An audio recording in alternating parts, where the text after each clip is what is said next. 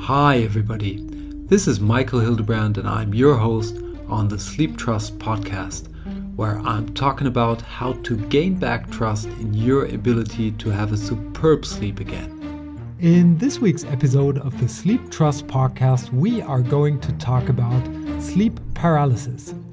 And for those of you who are not familiar with this phenomena, if sleep paralysis occurs when you fall asleep or before you get up, and it's when you're between the awakening and the sleep state. So you're getting aware of being awake, but you cannot move your body, and you can also suffer under hallucinations, which can be really frightening. So what we'll do today is not only to get a better understanding about the phenomena, but you will also reduce your anxiety levels just by listening to this podcast, and you'll also get a couple of tips. It is proven that knowing what sleep paralysis is, where it comes from, how it occurs in our bodies, reduces the anxiety and stress levels when it occurs. And the tips will also further help you to reduce how often the phenomena might hit you in future. So stick with me here and let's dive into the topic right now. So usually the biggest problems that you face if sleep paralysis hits you is that you're in a state of getting awake or falling asleep, but you cannot move your body. And this can be really frightening if you start to hallucinate. Many people face the feeling of having a pressure on their chest, or even having something like a demon sitting on their chest, making it harder for them to breathe. And that can really ramp up scarcity, fright, anxiety, and make it even worse. Of course. Doing the research to this podcast, I remembered one situation when I had sleep paralysis too.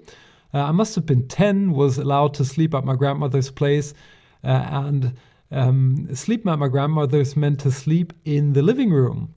Unlike it was at home, here I was allowed to watch TV till late hours, and I did so. And at some point in the morning, I remember that I woke up, it was still dark, and I couldn't move my body. But what I could see standing in the midst of the living room of my grandma was a cowboy who had his revolver pulled and was trigger friendly. And this was so vivid and freaked me so out as a kid. I really remembered that dream a long, long time, very vividly. And at that time, nobody could tell me that there was a sleep phenomena called sleep paralysis or anything. My mom just said it was a bad dream or something, but I knew it wasn't a dream. It was kind of in between, and that was really scary for me at that time. And with that experience, I perfectly fit into the facts part of this podcast, because most people experience sleep paralysis once or twice in their life, and there are also people that experience it on a regular basis. So it typically occurs when we fall asleep in a state called the hypnagogic, or when we wake up in the hypnopompic stage.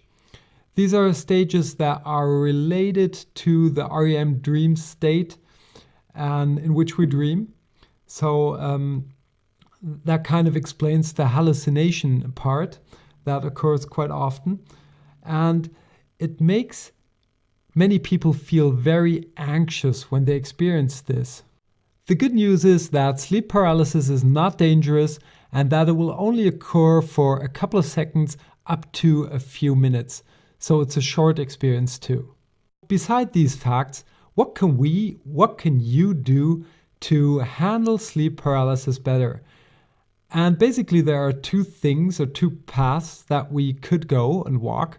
Number one would be to reduce the amount of times that sleep paralysis shows up.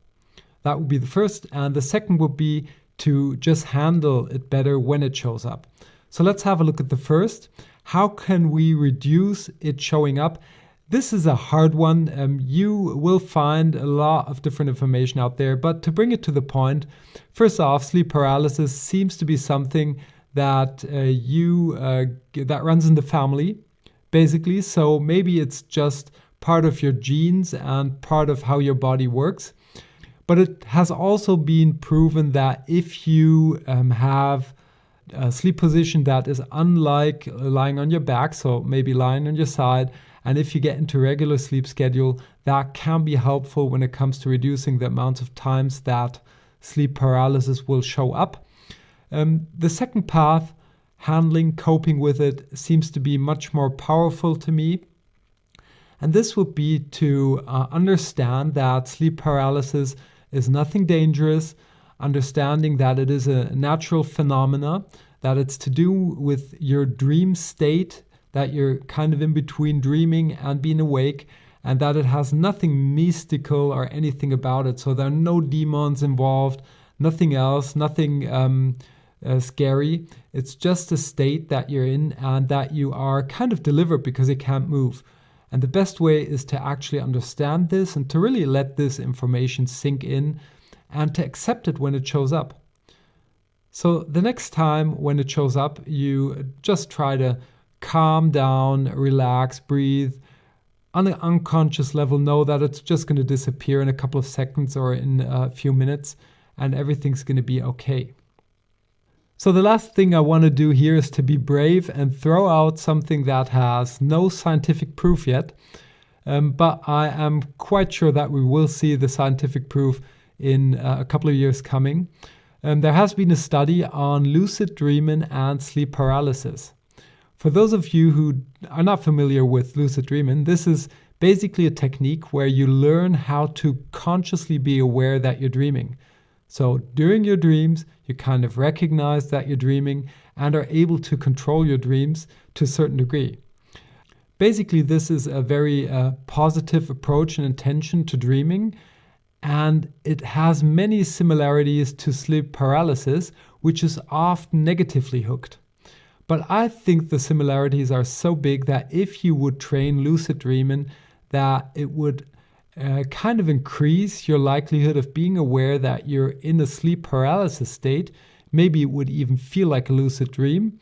And that way you would be consciously able to control, that you calm down and relax. As said, there's no scientific proof for this. So if you are facing sleep paralysis and are maybe a lucid dreamer too, I would love to hear from you. Give me your feedback if this helps you, if you have any experiences with that. And I would be so happy if you could share this in the Sleeptrust community, doing this on Facebook and or Instagram, where you will both find me and us if you search for @Sleeptrust. With that, let's wrap up this week's episode of the Sleeptrust podcast together. Sleep paralysis is a phenomena that most of us will issue at least once in their lives, and for some of us, it is a phenomena that will come on a regular basis. The biggest problem that come with sleep paralysis are high anxiety levels because we're not able to move and may face serious hallucinations. The good news is that it will only last for a couple of seconds to a few minutes and that it is not dangerous at all. If you want to be really brave, then start to train lucid dreaming, and please share your experiences with me, because I believe, I've got a gut feeling that this could help many people out there to handle their sleep paralysis. And that's it for this week's episode of the Sleeptrust podcast. I hope you enjoyed yourself and that you tune in next week when we are going to talk about how pets can help you to get a higher quality sleep. Until then, have a superb sleep. Hey there, and thanks for listening to the Sleeptrust podcast. I hope you've enjoyed this episode. If you want to get further information on this podcast or material that will help you to gain back your sleep trust, please check out sleeptrust.eu. That's sleeptrust.eu, where you will get lots of information around sleep. And here comes some legal stuff. Everything on this podcast is my opinion only, so do not take it as an advice, as I am not a doctor, nor have I considered your personal situation. If you feel that you need medical advice, please consider getting an appointment at your doctor of trust. If you want to give me any kind of feedback on this podcast, feel free to email me at podcast@sleeptrust.eu. I hope you tune in again next week, and until then, have a good sleep.